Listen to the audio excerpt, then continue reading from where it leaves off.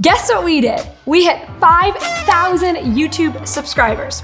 So this video is all about celebrating hitting 5,000 subscribers, talking about why it's important to celebrate the little wins as well as the big ones, and sharing things I wish I knew before I hit 5,000 subscribers. Let's get into the video. By the way, not actually my birthday. Well, my birthday was last week, but we don't have a 5,000 we should totally write 5,000 YouTube subscribers. We should do like 4 Post-it notes.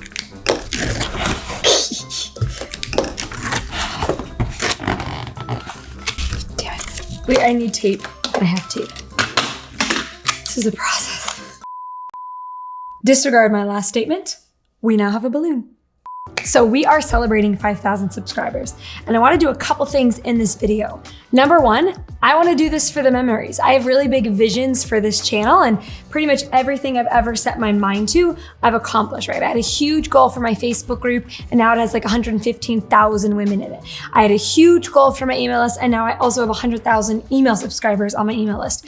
I've got huge vision and huge goals for my YouTube channel, and I feel 100% confident that at some point in time, it's going to have 100,000 YouTube subscribers, if not more.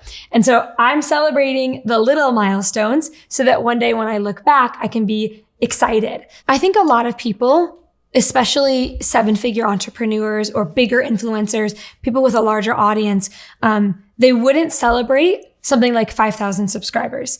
Because on the one hand, 5,000 subscribers doesn't seem very much when you have a huge audience on other platforms. It seems like a little thing. 5,000 subscribers when you have, like 125,000 in a different platform feels small. But I'm doing this on purpose because I think it's a big learning lesson for a lot of us. And that's to celebrate the little things publicly. So when you hit your first 100 followers on Instagram, you should celebrate that. You should make a little graphic that says celebrating 100 followers. When you hit your first 100 email subscribers, you should celebrate that. Everybody has different perceptions of what little is or what a small audience is.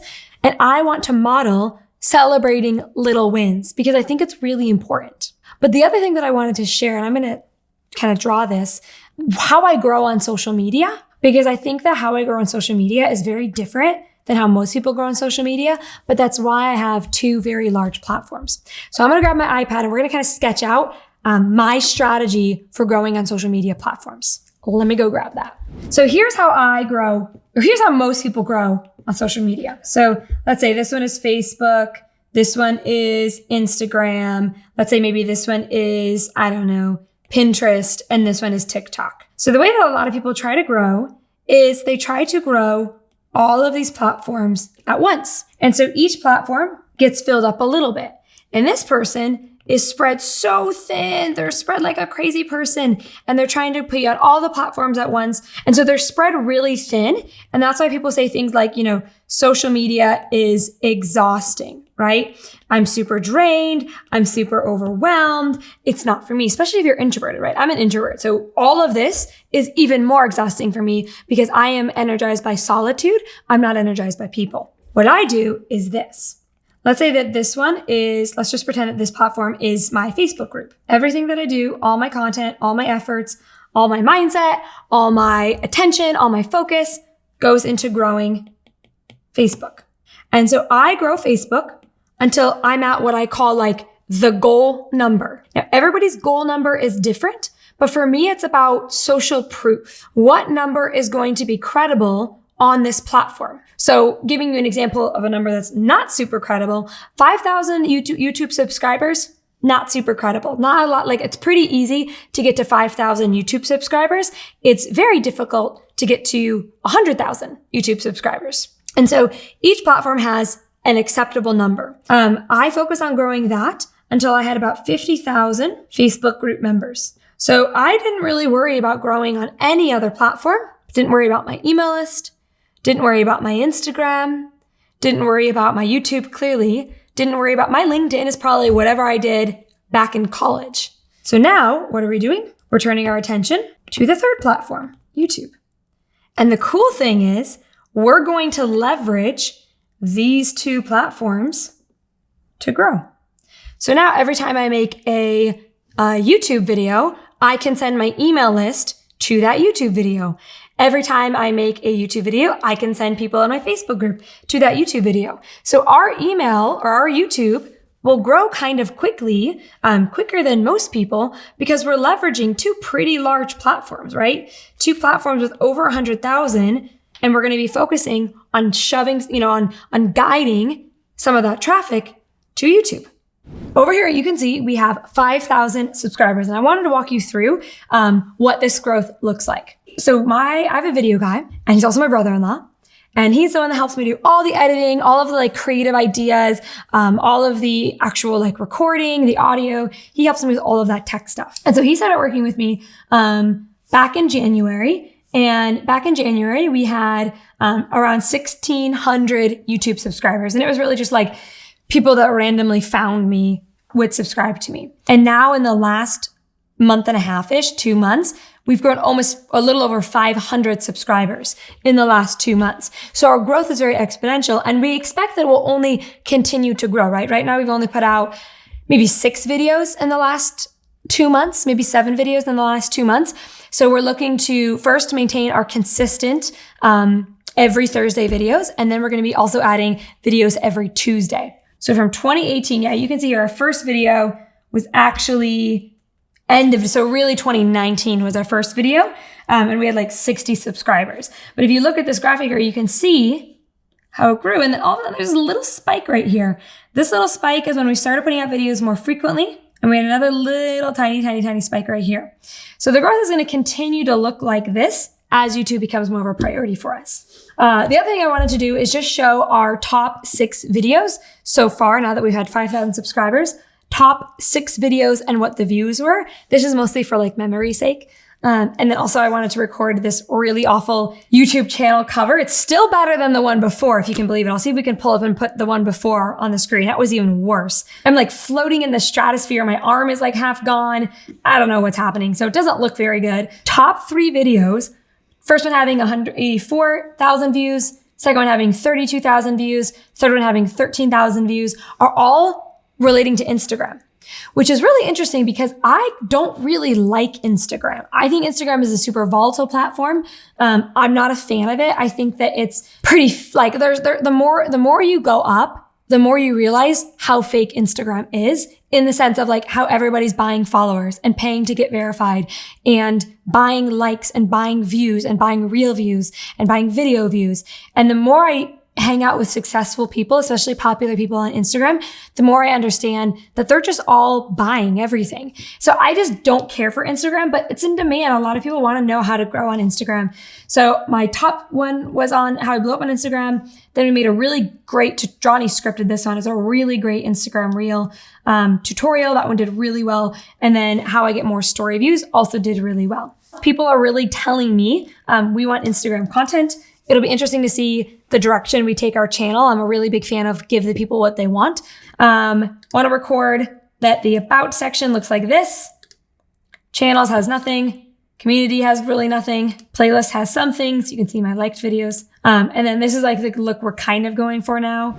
Okay, so now what we're going to do is we're going to create a little bit of footage here, because when I hit a certain YouTube subscriber goal, I want to go back and watch this video. We actually did a video kind of like this on my channel before, where I watched a video that I had created, I think maybe in 2016. And it was super cool for me to watch that video and see where I have come from, see where all the growth that's happened. So I make these videos every so often for Future Maria YouTube channel, so that I can just see how far we've come and where we actually are versus where we said we were going to. And also just to share my goals publicly. There's a lot of power in being publicly accountable to your goals. So that's what this is about. So when you hit 50,000 or 100,000 subscribers, where do you think your business will be? How do you think you'll be doing? Yeah, okay.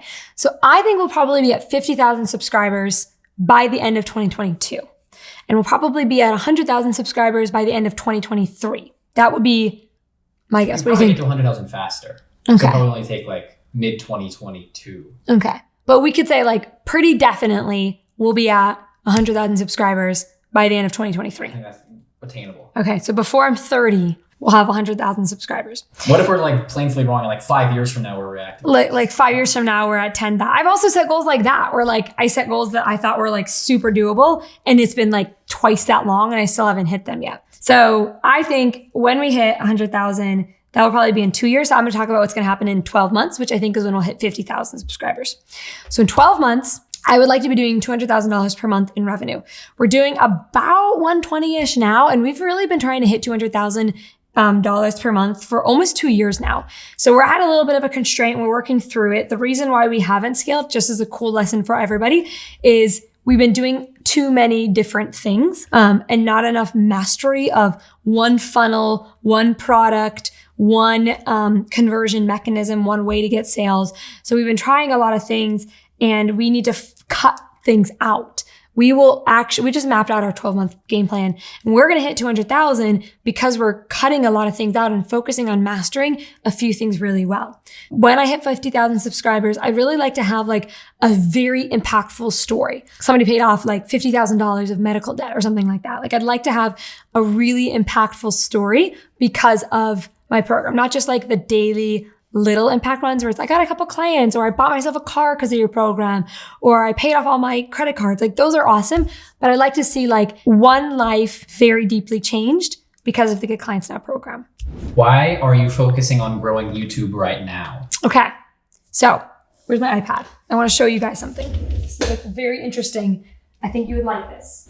Okay, so here's what I think is very interesting. A lot of people ask me about this, so I think we'll just stick this in the YouTube video. Okay, they want to know what platforms I'm growing on, what's my order of priority, why I'm growing on YouTube, et cetera, et cetera. So I'll answer your question first. I'm growing on YouTube because I think YouTube is a platform that's going to be around for a long time. I think YouTube growth is stable, consistent, and exponential. So here's how a lot of social media platforms grow. So if you want to grow on these platforms, you have to make content, and you have to make content, and you have to make content, then you have to make content. And after 24 hours, you never see this one again.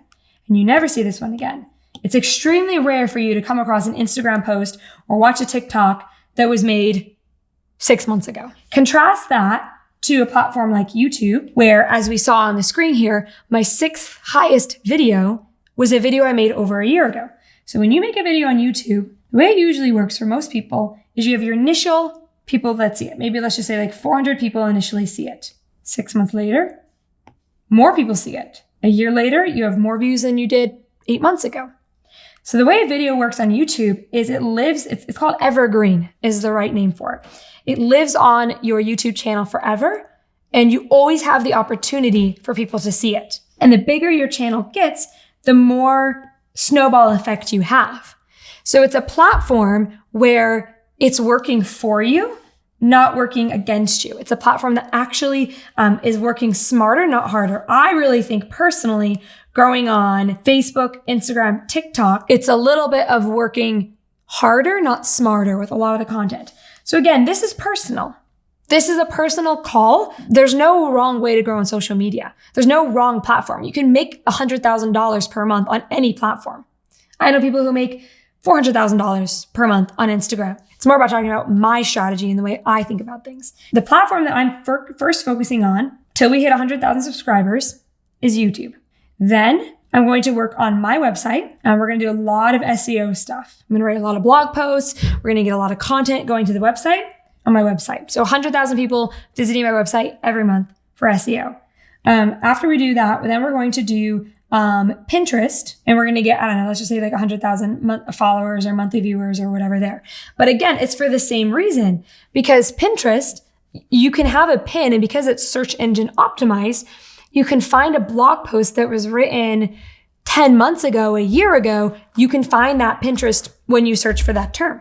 After that, then we're going to focus on growing on Instagram. So jokingly, we're like, that'll be in 2027. But it's like, it's a joke and it's not a joke, because it'll probably take us 2 years to do this. So it'll be 2 years to do this. It'll probably take us another 2, or even she even said like 3 years to do this. And then after that, it'll probably take us another 2, let's just say 2 years to do that. So that's 7 years from now. It's 2022 now, basically. So 2029 is actually, we joke 2027, but really it's like, we're not even thinking about growing on Instagram until 2029. That's a long time from now. Most people, remember, if we go back up here, Most people think like, oh, I'm growing all of these at once. And what is it? It's exhausting. So to answer your question in a very long way, that's the plan and that's the reason why. Cool. All right. If you're watching this video, hit that subscribe button. Let's get to 10,000 subscribers by the end of the year. Thank you so much for watching. Future Maria, you're rocking it. If you're around when I have 100,000 subscribers, this was kind of fun to do. For those of you that are watching this when I do have 100,000 subscribers and you've been here since 5,000 subscribers, thanks for the ride. I'll see you guys in the next video. Hit that subscribe button.